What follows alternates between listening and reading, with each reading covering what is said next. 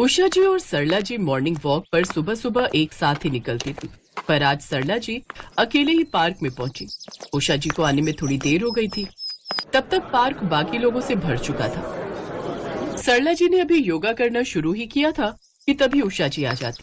क्या हुआ उषा जी, आज पार्क आने में बहुत देर कर दी। मैंने तो फोन भी मिलाया था पर आपका स्विच ऑफ आ रहा था। लगा आप सो रहे हो इसलिए मैं अकेली ही आ गई। रात को देर से सोए थे क्या? अरे नहीं नहीं, सो तो मैं जल्दी गई थी, पर अब क्या बताऊं, वही रोज की किचकिच। अच्छा, इसका मतलब आज फिर बहू से किसी बात पर तू मैं हो गई है। हाँ वही हो गई। मैंने बहू को बोला था कि जब सुनील काम पर जाए तो मेरे मोबाइल के चार्जर की लीड वो नहीं ले आएगा, पर सबको अपने मोबाइल फोन से मतलब है। मेरा फोन पुराना है, उसका चार्जर चाहे कितना भी पुराना हो जाए, पर मजाल है कोई बदल कर ला दे। बस उसे अपने फोन का स्क्रीन गार्ड तो याद रहा, पर मेरे मोबाइल के चार्जर की लीड मंगवाना भूल गई। बार बार लीड को टेप से चिपकाकर मैं इस्तेमाल कर रही थी। आज सुबह उस लीड का भी अंत हो गया। इसी बात पर मेरी अपनी बहू से सुबह सुबह बहस हो गई। ये देखो, कल शाम से मेरा फोन बंद पड़ा है, मिलेगा कैसे? स्विच ऑफ तो आना ही है। अरे इसमें इतना टेंशन लेने वाली कोई बात नहीं है। मैं अपना मोबाइल और चार्जर लेकर आई हूँ। वहाँ सामने वाली चाय की दुकान पर बैठेंगे, तुम वहीं थोड़ी देर मोबाइल चार्ज कर लेना। पर इससे मेरी समस्या हल नहीं होने वाली। और तुम बताओ कैसी हो? कल रात को खाना ठीक से खाया या नहीं? हाँ खा लिया था, पर इनकी शुगर थोड़ी बढ़ी हुई थी, इस वजह से रात को अचानक डॉक्टर के पास ले गए। वही बहू बोलने लगी कि रात को नींद खराब कर दी हमने उनकी। खैर, डॉक्टर ने दवाई दी थी तो शुगर कंट्रोल हो गई थी। अब घर पर आराम कर रहे हैं। सोचा थोड़ी देर वॉक कर लूंगी तो मन ठीक हो जाएगा। सरला जी और उषा जी आपस में अपनी अपनी परेशानी एक दूसरे से बांट ही रही थी कि तभी वहां से श्रीमती टंडन रनिंग करती हुई निकलती है। श्रीमती टंडन बहुत खुशमिजाज रहने वाली महिला थी। उनके चेहरे को देखकर ऐसा लगता था कि मानो वो बहुत खुश रहती हैं और उनकी लाइफ में कोई प्रॉब्लम नहीं है। और ऐसा वहां पार्क में बहुत से लोग सोचा करते थे, और ऐसी ही सोच सरला जी और उषा जी की भी थी। Good morning Sarla ji. Good morning Usha ji. Good morning. Good morning. क्या बात है, आज तो बड़ा रूखा रूखा गुड मॉर्निंग किया है आप दोनों ने। सब ठीक तो है ना? हाँ हाँ सब ठीक है, बस ऐसे ही बातें कर रहे थे। ओह अच्छा अच्छा, चलो मैं वहाँ जॉगिंग करती हूँ, आप दोनों भी आ जाओ। श्रीमती टंडन जॉगिंग करने के लिए चली जाती हैं।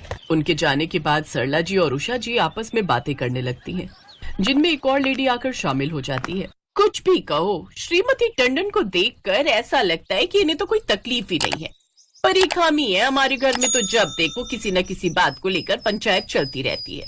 सुबह ही मेरी जेठानी के साथ मेरा झगड़ा हो गया। आंटी जी मेरे बेटे के नंबर थोड़े ज्यादा के आ गए। मुझसे कहती है कि वो घर का काम नहीं करेगी, उसका बेटा पढ़ता नहीं है क्योंकि वो घर के कामों में लगी रहती है।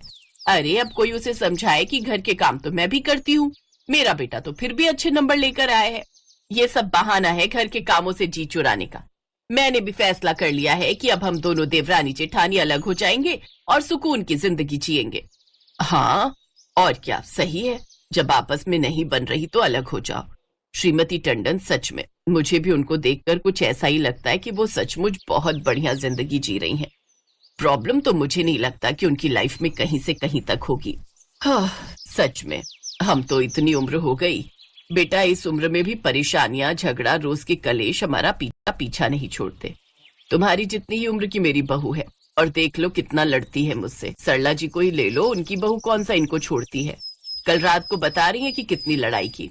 और हम दोनों देवरानी जेठानी शहर में, बड़ों का बीच में होना बहुत जरूरी है। खैर अब तो हमने फैसला कर लिया है, वो गांव से आए ना आए, हम दोनों देवरानी जेठानी अलग होकर रहेंगे। अच्छा आंटी जी मैं चलती हूँ, मेरे पति ने ऑफिस जाना है, मुझे उनका नाश्ता रेडी करना है। बच्चों को स्कूल से छोड़कर सीधा यहाँ पार्क में आ गई थी। हाँ हाँ हम भी बस जा ही रहे हैं। चलो उषा, सामने चाय की दुकान से थोड़ी चाय भी पी लेंगे और तुम्हारा फोन भी चार्ज हो जाएगा। उसके बाद सरला जी और उषा जी दोनों पार्क के सामने बनी एक चाय की दुकान पर बैठ जाती हैं। तभी तेज बारिश आनी शुरू हो जाती है। अरे बारिश बहुत तेज हो गई, कोई ऑटो लेना पड़ेगा। एक काम करते हैं, एक ही ऑटो कर लेंगे, दोनों अलग अलग कहाँ जाएंगे। हाँ ठीक है, पर ऑटो मिले तो सही। सरला जी और उषा जी ऑटो ढूंढ रही थी, पर उन्हें ऑटो कहीं नहीं मिला। अचानक एक कार उनके साथ में आकर रुकती है। कार को एक ड्राइवर चला रहा था, जिसकी पिछली सीट पर श्रीमती टंडन बैठी थी। सरला जी, उषा जी, आइए मेरी गाड़ी में बैठ जाइए, मैं आपको घर तक छोड़ देती हूँ। मैं घर ही जा रही हूँ, बारिश बहुत तेज है, अभी सड़कों पर पानी भर जाएगा तो आपका जाना मुश्किल हो जाएगा। कैसे करें, या तो बैठ ही जाते हैं। मुझे नहीं लगता कि हमें कोई ऑटो या रिक्शा मिलेगा। हाँ जी ठीक है, ऐसा ही करना पड़ेगा, और कोई साधन दिखाई नहीं दे रहा। सरला जी और उषा जी दोनों श्रीमती टंडन की कार में बैठ जाती हैं। श्रीमती टंडन सरला जी और उषा जी को अपने घर चाय पीने के लिए कहती हैं। बारिश ज्यादा तेज थी, सड़कों पर पानी भी भर गया था। इस वजह से सरला जी और उषा जी चाय की बात मान लेती हैं। श्रीमती टंडन उन्हें अपने घर लेकर जाती हैं। श्रीमती टंडन बहुत पैसे वाली थी, पर पैसा दुनिया की सारी खुशियां नहीं दे सकता। ये बात उस दिन साबित हो गई जब सरला जी और उषा जी ने श्रीमती टंडन के चेहरे की हंसी के पीछे छिपा हुआ दुख देखा। मम्मी कितनी देर से आपका फोन मिला रहा था, आप कहाँ रह गए थे? एक तो आप सुबह सुबह आज मेरी कार ले गए, हमेशा रिक्शा से जाते हो ना, फिर आज मेरी कार क्यों लेकर गए थे? आपको पता था कि मुझे ऑफिस टाइम पर जाना था। ऊपर से आपको पता है ना, मैं पापा को बिल्कुल भी नहीं संभाल सकता, मेरे पास इतना टाइम नहीं होता, मुझे अपने भी बहुत से काम होते हैं। मम्मी जी, आपको पता है आप सुबह सुबह वॉक पर चले गए और पीछे से पापा जी ने कितना तंग किया? सारी चाय उन्होंने बिस्तर पर गिरा दी, अभी तक मेड भी नहीं आई है। इतनी महंगी बेडशीट खराब कर दी पापा जी ने। सॉरी बेटा, आज के बाद मैं कार नहीं ले जाऊंगी। बाकी टेंशन मत लो, मैं अभी देखती हूँ। आज मेरे साथ 2 मेहमान आई हैं, थोड़ा धीरे बोलो वरना वो सब सुन लेंगी। सरला जी और उषा जी श्रीमती टंडन और उनके बहू बेटे की सारी बातें सुन चुकी थी। श्रीमती टंडन एक व्हीलचेयर लेकर एक छोटे से कमरे में जाती है। सरला जी और उषा जी श्रीमती टंडन के पीछे पीछे उसी कमरे में पहुंच जाती हैं। ये मेरे पति हैं, एक एक्सीडेंट में इनकी दोनों टांगे खराब हो गई थी, तब से ये चल फिर नहीं पाते। डॉक्टर का कहना है कि उम्र के साथ साथ इनका शरीर बहुत कमजोर हो गया है, इसलिए ये कभी चल नहीं पाएंगे। उमा, तुम फिर अपनी आंखों में आंसू लाई। मेरी उमा हमेशा हंसती हुई अच्छी लगती है। सॉरी उमा, हाथ से चाय का प्याला फिसल गया, बिस्तर पर सारी चाय गिर गई। कोई बात नहीं, देखिए ये मेरी सहेलियां हैं, मैं जब मॉर्निंग वॉक के लिए जाती हूँ ये दोनों वहीं मेरे साथ होती हैं। ये है सरला जी और ये है उषा जी। मैं हम सबके लिए चाय बना कर लाती हूँ, उसके बाद मैं आपको बाहर वॉक पर ले जाऊंगी।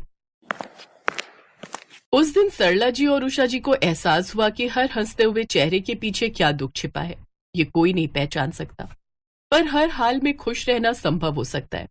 ये बात श्रीमती टंडन को देखकर सरला जी और उषा जी को समझ में आ गई थी। उसी दिन उषा जी अपने लिए एक फोन की दुकान से नया चार्जर और नई लीड खरीद कर लेकर जाती है। इधर सरला जी ने भी अपने बेटा बहू से किसी बात की आस करना छोड़ दिया। वे खुद ही अपने पति का ख्याल रखने लगी ताकि किसी को कोई तकलीफ ना हो, और बस छोटे छोटे झगड़े अपने आप खत्म हो गए, क्योंकि